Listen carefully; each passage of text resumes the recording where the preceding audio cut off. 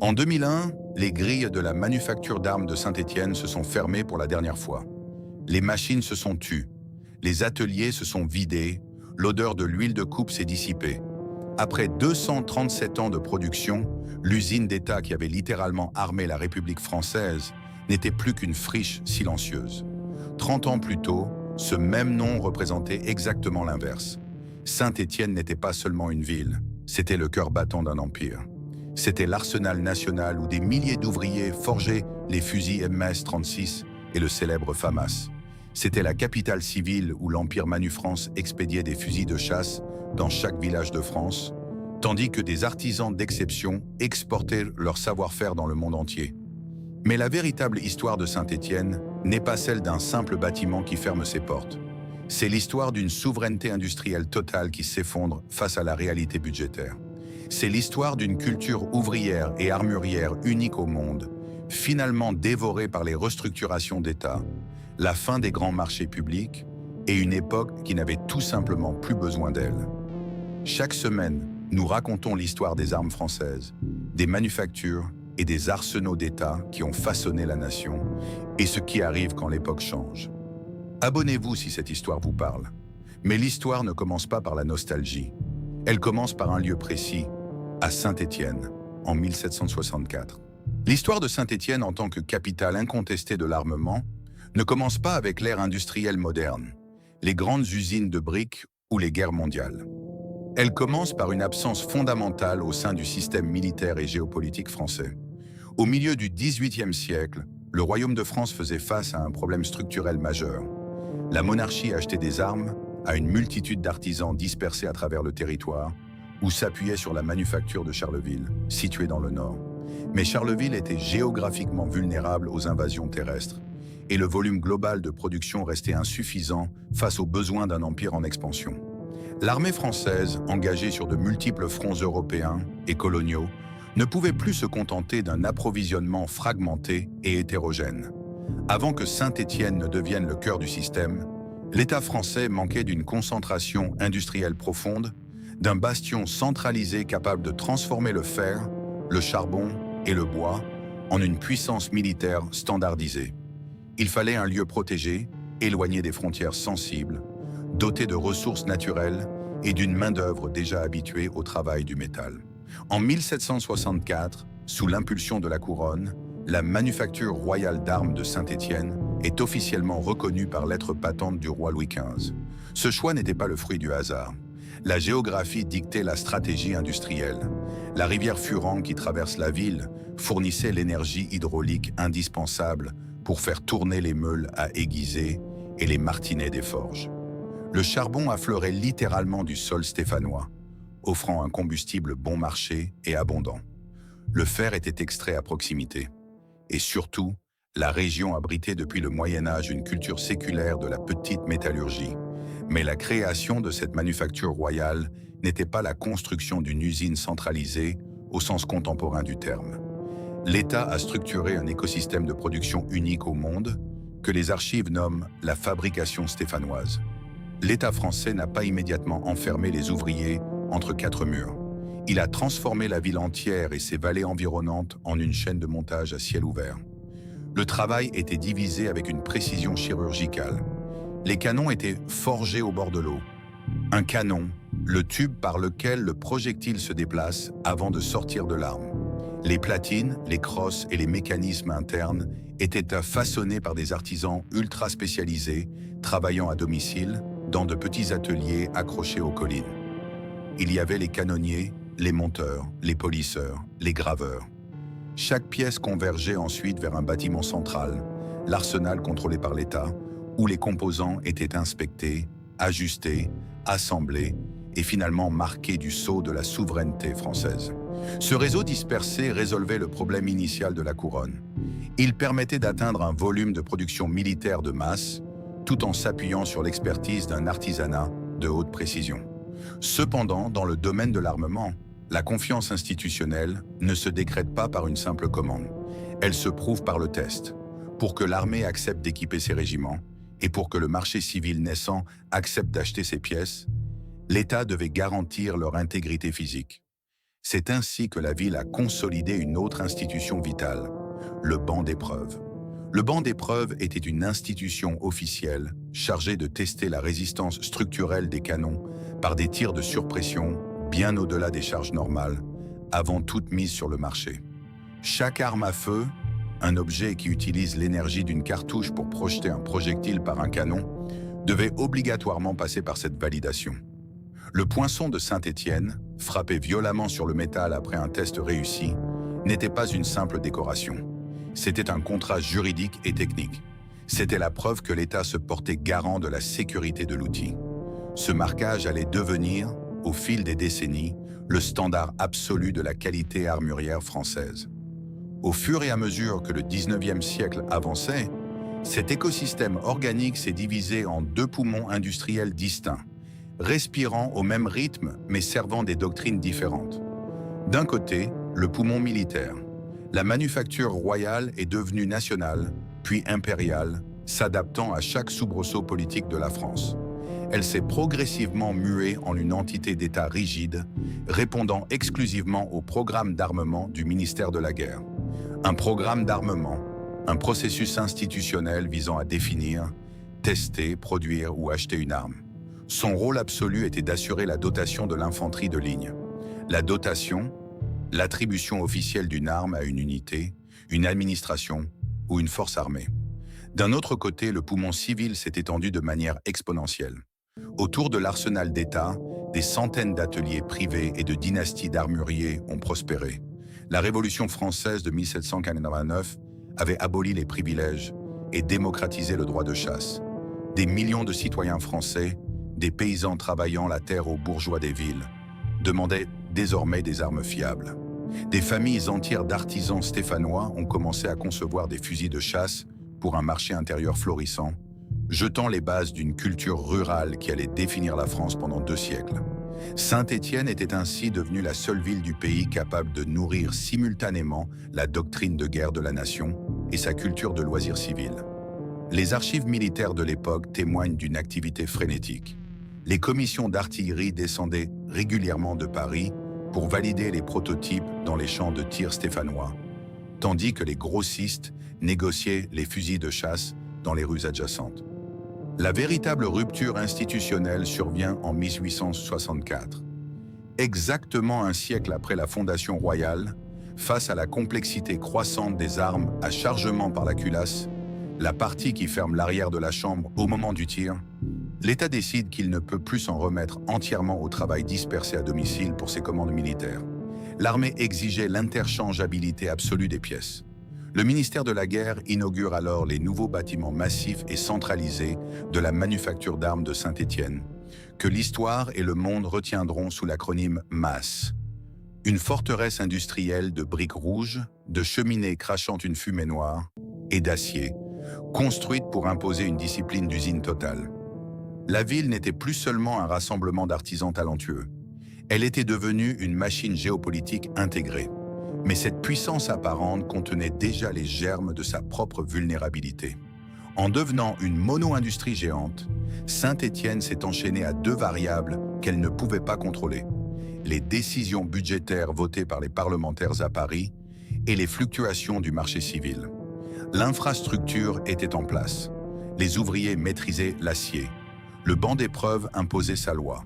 La France disposait enfin de son outil de souveraineté parfait. La scène était prête pour que Saint-Étienne affronte la plus grande révolution technologique de l'histoire de l'infanterie, une révolution qui allait propulser la ville au sommet de l'industrie mondiale. La décennie 1880 a transformé la forteresse industrielle de Saint-Étienne en une capitale d'envergure mondiale. Cette percée ne s'est pas faite par une évolution lente, mais par 2 ondes de choc simultanées, une révolution technologique commandée par l'État pour l'armée et une révolution commerciale inventée par des entrepreneurs pour la société civile. En l'espace de quelques années, la ville allait définir exactement ce que signifiait la souveraineté militaire et la culture armurière française. Le premier bouleversement fut strictement géopolitique. En 1886, le ministère de la Guerre, obsédé par la menace d'un nouveau conflit avec l'Empire allemand, exige une refonte totale de l'armement de l'infanterie. Le chimiste français Paul Vieille venait d'inventer la poudre sans fumée, Une poudre plus moderne qui a transformé les armes militaires à la fin du 19e siècle, en offrant 3 fois plus de puissance que l'ancienne poudre noire, tout en éliminant le nuage opaque qui trahissait la position des tireurs. Pour utiliser cette invention, la France adopte le fusil Lebel Model 1886, un fusil, une arme longue conçue pour être tenue à l'épaule. Le Lebel n'était pas seulement une nouvelle arme réglementaire, c'était un défi industriel massif. Il s'agissait d'une arme à répétition manuelle, un système où l'utilisateur actionne le mécanisme entre chaque tir, doté d'un magasin tubulaire. Un magasin, un système de stockage des cartouches intégrés ou associés à l'arme selon les modèles. Pour répondre à l'urgence de cette adoption, la manufacture d'armes de Saint-Étienne, la MAS, a dû réinventer sa propre capacité de production. L'État a injecté des budgets colossaux pour moderniser l'outillage. Les ateliers ont été équipés de nouvelles fraiseuses, de tours de précision et de machines à rayer perfectionnées pour usiner les canons. Les rayures, des rainures à l'intérieur du canon qui donnent une rotation au projectile pour stabiliser sa trajectoire. La MAS devait forger les culasses et ajuster chaque verrou. Un verrou, un élément de fermeture qui maintient la culasse en place pendant la phase de tir. L'usine d'État s'est mise à tourner jour et nuit. Les effectifs ont explosé, attirant des milliers d'ouvriers de toute la région. La MAS n'était plus seulement un arsenal. Elle était devenue le bouclier de la République, capable de produire des milliers de fusils Lebel par mois. Pour l'armée française, l'implication de Saint-Étienne garantissait que les régiments marcheraient vers les futures frontières avec une arme que le monde entier observait avec inquiétude.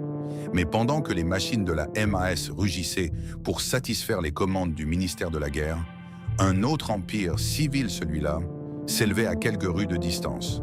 En 1885, 2 entrepreneurs visionnaires, Étienne Mimard et Pierre Blachon, fondent la manufacture française d'armes, qui deviendra plus tard le mythique empire Manufrance. Si la MAS avait la puissance de l'État, Manufrance avait la puissance du catalogue. Mimard et Blachon avaient compris que la France était un pays profondément rural, habité par des millions de paysans, de notables de province et d'ouvriers pour qui la chasse était un droit hérité de la Révolution, une nécessité alimentaire et une tradition sociale indéracinable. Plutôt que de vendre uniquement par l'intermédiaire des armuriers locaux, Manufrance a inventé la vente par correspondance à l'échelle industrielle pour l'arme de chasse. Leur catalogue, un pavé de centaines de pages, a infiltré chaque foyer français. Ils proposaient des armes fiables, robustes et standardisées. Ce faisant, Manufrance a formalisé et absorbé une grande partie de l'écosystème artisanal stéphanois.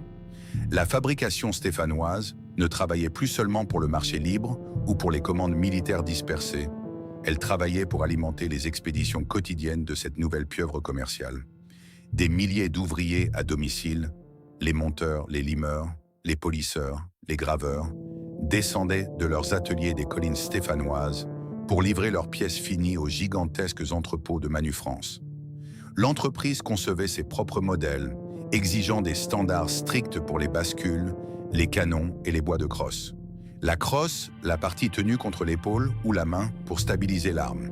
Manufrance a ainsi démocratisé l'accès à une arme de qualité en transformant le nom de Saint-Étienne en une marque de confiance déposée dans l'esprit de chaque citoyen français.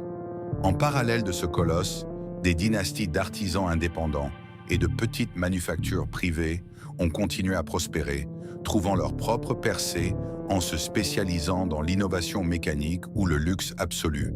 Des noms comme Darne, avec ses célèbres fusils à canon fixe et culasses coulissantes, ou Vernet-Caron, ont consolidé la réputation de la ville bien au-delà des frontières de la France. Les armureries parisiennes, les catalogues d'exportation et les collectionneurs internationaux ne juraient que par le savoir-faire de cette vallée industrielle. À l'aube du XXe siècle, la percée de Saint-Étienne était totale, absolue et incontestée. La ville opérait sur tous les fronts possibles de la métallurgie armurière. La MAS fournissait la doctrine de l'État. Manufrance fournissait la culture civile. Les ateliers indépendants fournissaient de l'exception. Et au centre de ce tourbillon d'acier, de charbon et de budget, le banc d'épreuve de Saint-Étienne trônait comme le juge suprême. Que l'arme soit destinée à mourir dans la boue des tranchées d'une guerre mondiale ou à accompagner un chasseur dans les forêts de Sologne, chaque canon devait passer par cette institution pour recevoir son coup de poinçon final. Ce système intégré offrait à la France une indépendance stratégique et culturelle qu'aucune autre nation européenne ne possédait exactement de la même manière. Le marquage de manufacture n'était pas une décoration. C'était une promesse de l'État, de l'industrie et du temps. Au milieu du XXe siècle, Saint-Étienne n'était plus simplement une ville industrielle majeure. Elle était devenue l'incarnation physique d'acier et de briques de la souveraineté nationale française. Pour comprendre l'ampleur de ce que représentait cette cité, il ne faut pas regarder une seule usine, mais le réseau tentaculaire qui liait chaque rue, chaque atelier et chaque famille à la doctrine de l'État et à la culture du pays. C'était l'apogée d'un système où l'indépendance de la France se mesurait au volume de copeaux de métal tombant sur les sols des ateliers stéphanois. Le poumon militaire de cet empire, la manufacture d'armes de Saint-Étienne, avait atteint des proportions titanesques. Au lendemain de la Seconde Guerre mondiale, la France, traumatisée par la défaite de 1940 et les pénuries de l'occupation, avait pris une décision stratégique absolue. Le pays ne devait plus jamais dépendre de puissances étrangères pour équiper ses armées. Sous l'impulsion du ministère de la Défense et de la Direction des études et fabrication d'armement, la MAS a été mandatée pour concevoir, tester et produire les armes qui allaient redéfinir la guerre froide à la française. Les lignes de production tournaient à un rythme vertigineux. La MAS produisait le MAS 36 pour consolider les stocks, mais elle orchestrait surtout la transition vers le MAS 49 et le MAS 49-56. Ces armes réglementaires marquaient l'adoption massive du système semi-automatique, un système où l'arme recharge automatiquement après un tir, sans intervention manuelle du soldat pour chambrer la cartouche suivante. Pour usiner ces boîtiers de culasse, la structure centrale qui reçoit les principaux éléments mécaniques, la manufacture employait des milliers d'ouvriers. Les tourneurs, les fraiseurs, les ajusteurs et les inspecteurs de l'État formaient une armée de l'ombre, travaillant en 3-8 dans un vacarme assourdissant de presses hydrauliques et de fours de traitement thermique. À cette époque, la MAS n'était pas soumise aux lois du marché libre. Elle répondait directement au programme d'armement d'un empire engagé dans la guerre d'Indochine, puis dans la guerre d'Algérie, et qui devait simultanément masser des troupes face au rideau de fer en Europe. Les commandes se comptaient en centaines de milliers d'unités. L'État français achetait la certitude que chaque chargeur, un dispositif amovible qui contient les cartouches et les présente au mécanisme, s'enclencherait parfaitement sous la pression du combat. Mais l'apothéose technologique et politique de la manufacture d'État est arrivée dans les années 1970 avec le programme du fusil d'assaut de nouvelle génération. L'armée française voulait une arme révolutionnaire, compacte, capable de remplacer à la fois les anciens fusils et les pistolets mitrailleurs. Une arme automatique ou sélective compacte, conçue historiquement pour tirer des cartouches de pistolet. La MAS a répondu avec le fusil d'assaut de la manufacture d'armes de Saint-Étienne, calibre 5,56 mm, universellement connu sous le nom de FAMAS. Le FAMAS n'était pas qu'une prouesse d'ingénierie, c'était un monument industriel. Sa conception bullpup, plaçant la chambre, l'espace où la cartouche se place avant le tir, et le mécanisme derrière la détente, la pièce que le tireur presse pour déclencher le mécanisme de tir, exigeait une précision de fabrication inédite. Lorsque le gouvernement a officiellement adopté le FAMAS en 1978, la MAS a reçu une commande massive pour équiper l'ensemble des forces armées françaises. Près de 400 000 fusils allaient être produits. C'était le sommet absolu de la puissance étatique. Dans l'enceinte de la manufacture, plus de 10 000 employés, ingénieurs et techniciens franchissaient les grilles chaque matin. La ville respirait au rythme des sirènes de l'usine. Le marquage MAS, frappé sur le métal de chaque arme, garantissait que la France pouvait encore penser, dessiner, usiner et déployer une armée moderne sans demander la permission à Washington ou à Moscou. La souveraineté de la République était totale, et elle était stéphanoise. Pourtant, cette forteresse militaire n'était qu'une moitié de l'histoire, car au-delà des hauts murs de la manufacture nationale, dans les rues adjacentes, le poumon civil de Saint-Étienne battait avec une puissance financière et culturelle peut-être encore plus spectaculaire. Pendant que la manufacture d'armes de Saint-Étienne équipait les soldats de la République, une autre institution stéphanoise régnait sur la France civile avec une autorité absolue. Manu France. Dans les années d'après-guerre et jusqu'au cœur des années 70, l'entreprise fondée par Mimard et Blachon n'était plus une simple manufacture. C'était un empire commercial sans équivalent, la première grande entreprise de vente par correspondance du pays. Le véritable instrument de pouvoir de Manu France n'était pas une machine-outil, c'était son catalogue. Imprimé à des millions d'exemplaires, ce volumineux ouvrage pénétrait dans chaque ferme, chaque presbytère et chaque maison bourgeoise de France. Pour le monde rural, ce catalogue était une encyclopédie des besoins quotidiens, mais son cœur absolu restait l'armurerie. Des modèles légendaires comme le fusil robuste ou le fusil idéal, des armes de chasse à canon basculant. Un mécanisme manuel où le canon pivote pour exposer la chambre afin de permettre le chargement et le déchargement, s'écoulait par centaines de milliers. Le site principal de Manu France, situé sur le cours Fauriel, était une véritable ville dans la ville. Près de 4000 employés y travaillaient. La logistique était d'une précision implacable. Les commandes parvenaient par la poste, les armes étaient préparées, emballées et expédiées via un réseau ferroviaire intégré directement aux entrepôts. La marque garantissait à chaque chasseur français qu'il tenait entre ses mains un morceau de l'excellence stéphanoise, rigoureusement testé, abordable et infaillible. Autour de ce mastodonte de la grande distribution, l'écosystème historique de la fabrication stéphanoise connaissait lui aussi son âge d'or. Des centaines d'ateliers indépendants, nichés dans les rues en pente de la ville, continuaient de perpétuer un savoir-faire séculaire. Les artisans ne se contentaient pas de survivre, ils excellaient. Des maisons prestigieuses comme Vernet-Caron consolidaient leur emprise sur le marché des armes fines. La maison d'Arnes continuait d'assembler ses fusils à culasse coulissante. Un système atypique devenu une signature mécanique reconnue par les chasseurs du monde entier. La ville exportait vers l'Afrique, les Amériques et toute l'Europe. L'arme de chasse stéphanoise était un produit d'exception, une référence mondiale. Le point de convergence de ce gigantesque complexe militaro-industriel et civil restait le banc d'épreuves. Dans les années 60, les installations d'épreuves tournaient à plein régime. Chaque jour, des milliers de canons, qu'ils soient destinés au marché civil de Manu France, aux armuriers indépendants ou aux exportations, étaient soumis à des tirs de surpression monumentaux. Le son sourd des détonations résonnait continuellement dans ce quartier de la ville. Le poinçon aux palmes couronné de Saint-Étienne, frappé dans le métal, certifiait que l'arme avait survécu. C'était l'ultime saut de confiance de l'État sur la production privée. À ce moment précis, l'ampleur de l'industrie armurière de Saint-Étienne semblait indestructible. Si l'on fige le temps dans les années 1970, la photographie est vertigineuse. D'un côté de la ville, la MAS s'apprêtait à lancer la production de masse du FAMAS, sécurisant théoriquement son avenir par des commandes d'État colossales.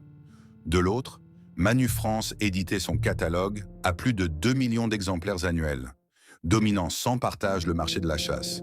Et entre les deux, un tissu dense de sous-traitants, de forgerons, de polisseurs et de graveurs assurait la liaison et la flexibilité du système.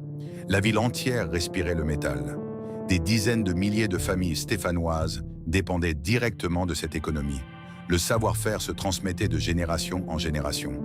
Un jeune ouvrier entrant à la masse ou chez Vernet-Caron n'occupait pas simplement un emploi. Il intégrait une lignée.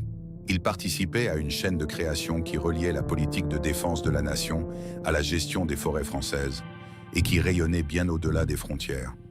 Mais c'est précisément dans cette ampleur, dans cette spécialisation absolue, que résidait la faille systémique. Saint-Étienne s'était construite comme un monolithe. Son destin reposait entièrement sur deux piliers. La volonté de l'État de maintenir une souveraineté industrielle coûteuse et la persistance d'une culture rurale traditionnelle inébranlable. Si l'un de ces piliers venait à vaciller, c'est toute l'architecture de la ville qui tremblerait. Et à la fin des années 1970, le monde a commencé à changer beaucoup plus vite que les immenses usines stéphanoises ne pouvaient en s'adapter. La chute de l'Empire stéphanois ne s'est pas produite en un seul jour, ni par une seule décision catastrophique. Elle a pris la forme d'une lente asphyxie, un effondrement divisé en deux actes tragiques qui allaient successivement détruire le poumon civil, puis le poumon militaire de la ville. Le premier acte de cette tragédie industrielle s'est joué loin des arsenaux de l'État, dans les couloirs administratifs et les immenses entrepôts de l'Empire Manufrance. À la fin des années 1970, l'illusion d'invulnérabilité flottait encore sur le cours Foriel. Manufrance se croyait éternel. Son catalogue continuait d'imprimer l'imaginaire français et ses fusils de chasse semblaient indissociables de l'identité rurale du pays.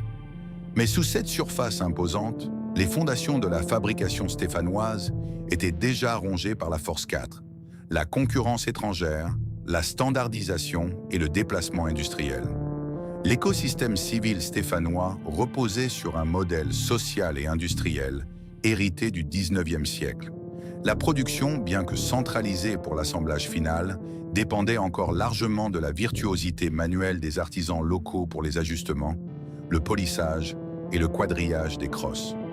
Ce système garantissait une qualité exceptionnelle, mais il exigeait un nombre incalculable d'heures de main-d'œuvre. Or, à l'aube des années 1980, le marché mondial de l'arme de chasse était en pleine mutation.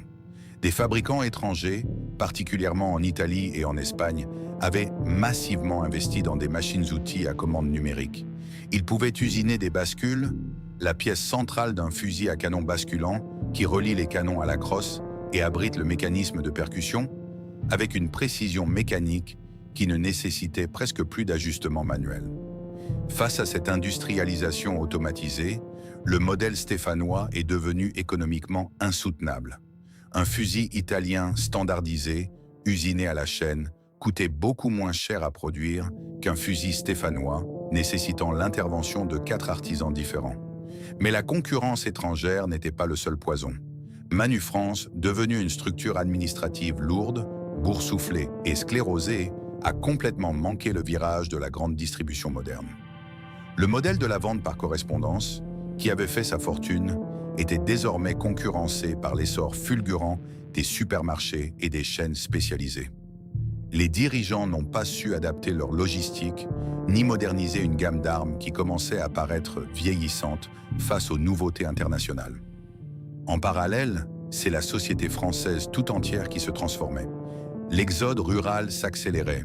La culture de la chasse, ce droit acquis depuis la Révolution qui avait nourri l'industrie stéphanoise pendant 2 siècles, commençait à reculer lentement face à une urbanisation croissante. Le marché intérieur, autrefois perçu comme un puits sans fond de commandes garanties, se contractait d'année en année. La convergence de ces facteurs a provoqué un séisme d'une violence inouïe. En 1979, Manufrance dépose le bilan une première fois. S'ensuivent des années de luttes syndicales déchirantes, de plans de sauvetage avortés, de reprises politiques et de désillusions amères. La liquidation judiciaire définitive est prononcée en 1985. C'est un traumatisme national. Le géant est mort. Des milliers de travailleurs sont licenciés. Le célèbre bâtiment du cours Foriel, autrefois ruche bourdonnante de la logistique française, se vide de ses employés et de ses stocks.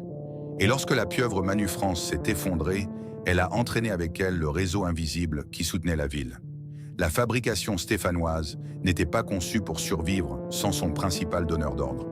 Les petits ateliers accrochés aux collines de la ville, ceux qui fabriquaient les ressorts, ajustèrent les platines ou usinaient les petites pièces mécaniques, ont vu leurs commandes disparaître du jour au lendemain. Pour l'artisanat armurier indépendant, le coup fut d'une brutalité extrême. Des dynasties entières qui avaient survécu à 2 guerres mondiales ont dû fermer leurs portes. La maison d'Arnes, célèbre pour ses mécanismes uniques, a connu des années de déclin avant d'être rachetée et marginalisée. Quelques noms prestigieux, comme Vernet-Garonne ou Chapuis Armes, ont réussi à survivre en se recentrant sur un marché de niche, celui du luxe ou de la très haute spécialisation, abandonnant définitivement la production de masse. Le silence a commencé à s'installer dans les rues de Saint-Étienne. Les cheminées des forges privées s'éteignaient l'une après l'autre. Le volume des canons présentés au banc d'épreuves pour le poinçonnage réglementaire a chuté drastiquement. L'identité même de la ville armurière civile venait d'être effacée. Pourtant, au milieu de cette dévastation économique des années 1980, le poumon militaire semblait étrangement préservé. Derrière les hauts murs de briques de la manufacture d'armes de Saint-Étienne, la MAS tournait encore à plein régime.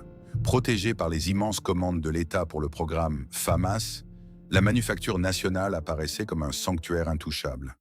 Les ouvriers de la MAS regardaient s'effondrer le secteur privé en pensant que la souveraineté militaire de la France les mettrait à l'abri des lois du marché. Ils se trompaient, car la machinerie de l'État, elle aussi, était sur le point de changer de logique.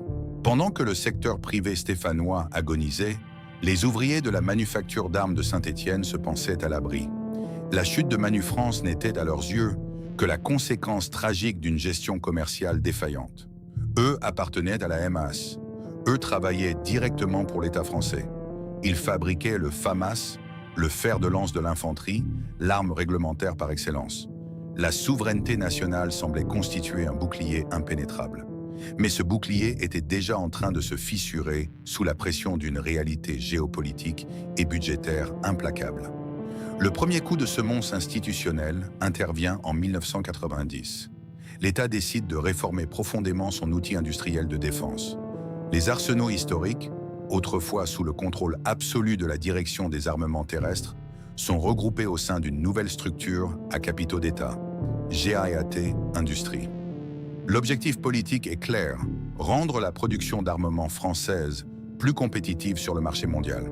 Mais cette restructuration, la réorganisation systémique d'une entité pour en modifier la logique financière et opérationnelle, change fondamentalement l'ADN de la manufacture. La MAS n'est plus un sanctuaire stratégique entretenu à tout prix. Elle devient un centre de coûts qui doit prouver sa rentabilité face aux décideurs parisiens. Or, justifier cette rentabilité devient une tâche impossible. Le modèle historique de l'arsenal d'État reposait sur le maintien permanent d'une main-d'œuvre hyper qualifiée et d'un outillage massif prêt à soutenir un effort de guerre. Ce système, véritable incarnation de la force 1 de notre analyse, engendrait des coûts d'entretien colossaux. Tant que la guerre froide dictait la doctrine militaire, ce gouffre financier était assumé par le gouvernement. Mais au début des années 90, le monde bascule. Le mur de Berlin s'effondre, le pacte de Varsovie se dissout et la perspective d'un affrontement blindé en Europe centrale disparaît. L'onde de choc de cette nouvelle paix géopolitique frappe Saint-Étienne de plein fouet. En 1996, le président de la République Jacques Chirac prend une décision qui condamne définitivement l'industrie armurière de masse en France. La professionnalisation des armées et la fin du service militaire obligatoire. Une armée de conscription nécessitait des centaines de milliers de fusils en dotation, l'attribution officielle de l'arme aux appelés et d'immenses stocks de réserve. Une armée professionnelle, beaucoup plus restreinte, divise ses besoins par 10. Du jour au lendemain, le ministère de la Défense n'a plus besoin d'acheter des fusils d'assaut en grande série. La production principale du FAMAS F1 s'achève et les commandes se tarissent. Pour survivre, la MAS devait exporter. Mais sur le marché international, le fusil français se heurte à un mur.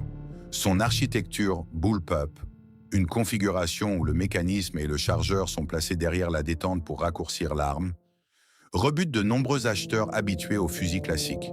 Plus grave encore, le mécanisme d'ouverture retardé du FAMAS avait été optimisé pour des cartouches à étui en acier.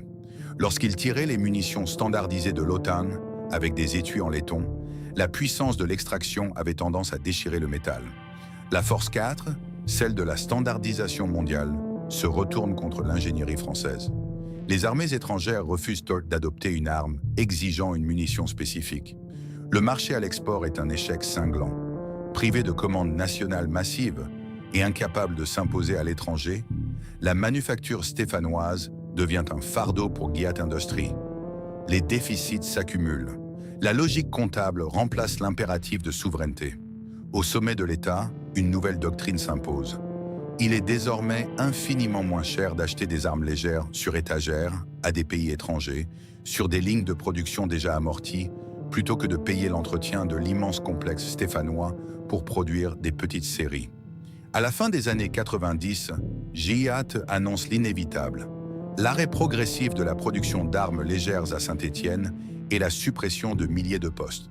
Pour la ville, c'est le coup de grâce. Les manifestations éclatent.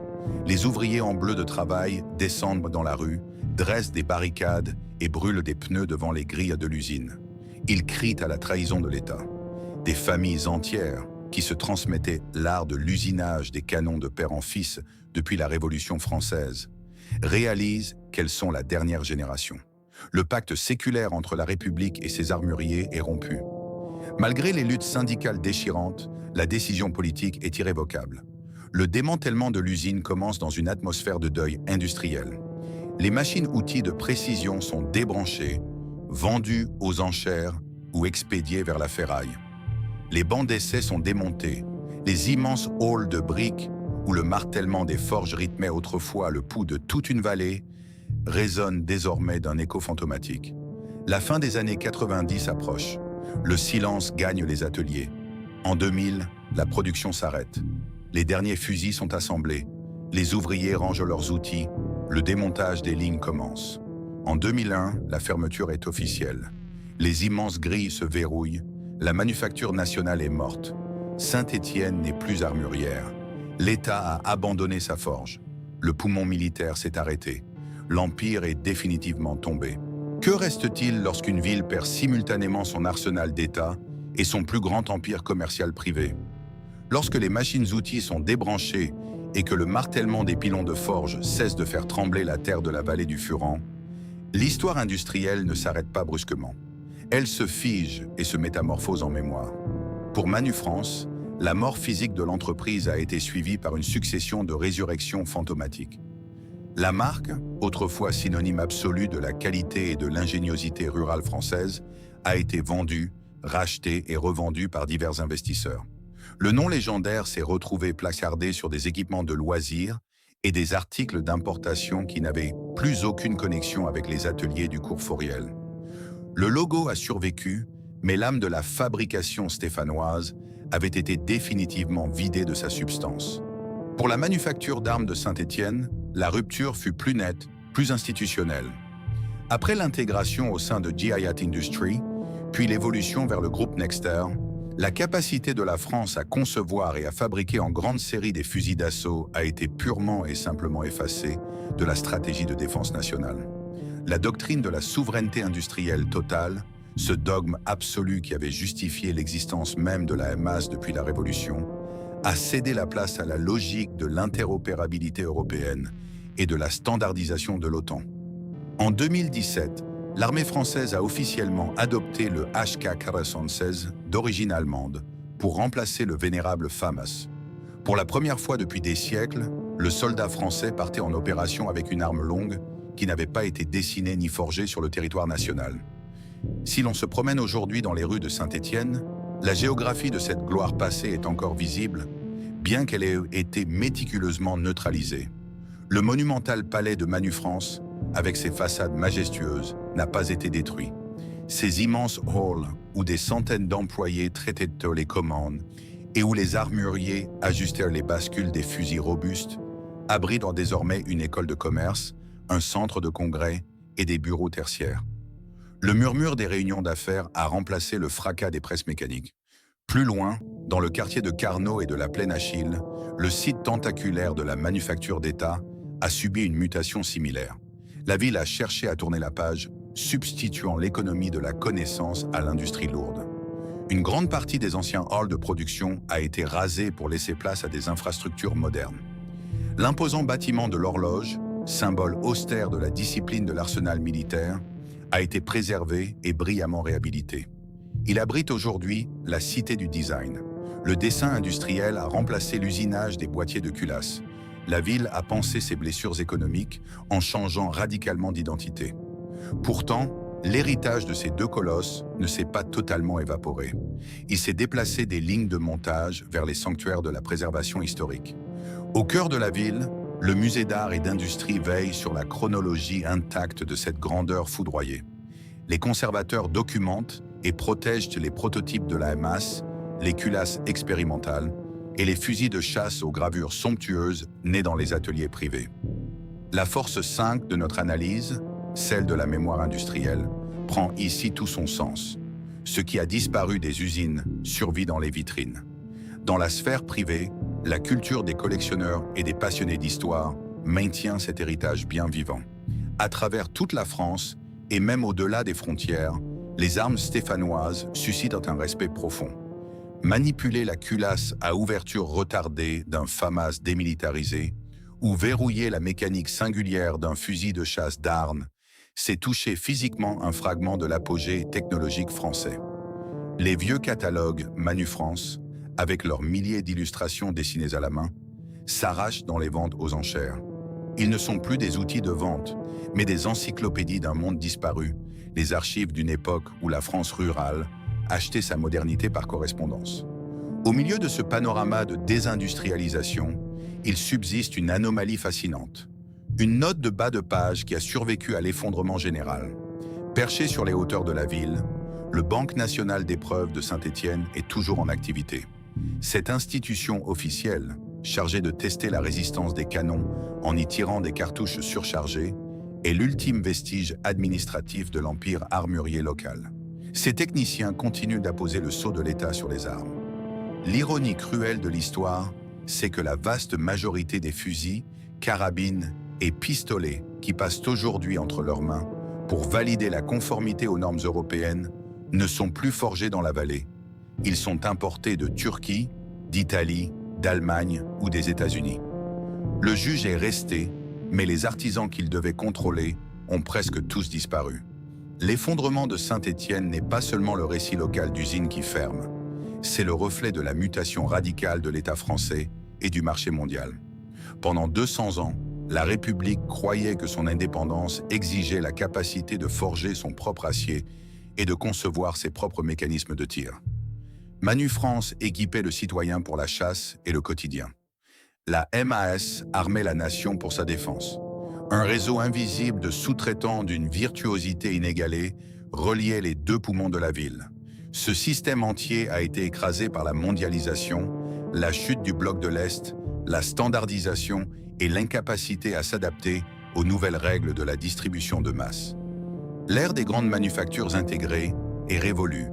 L'acier ne coule plus pour équiper les armées de la République depuis les collines de la Loire. Il ne reste que les bâtiments réhabilités, les archives silencieuses et le poinçon aux palmes croisées de Saint-Étienne, frappé à froid pour l'éternité sur le métal sombre d'un fusil dormant sous les vitres du musée de la ville. À très bientôt pour la prochaine histoire.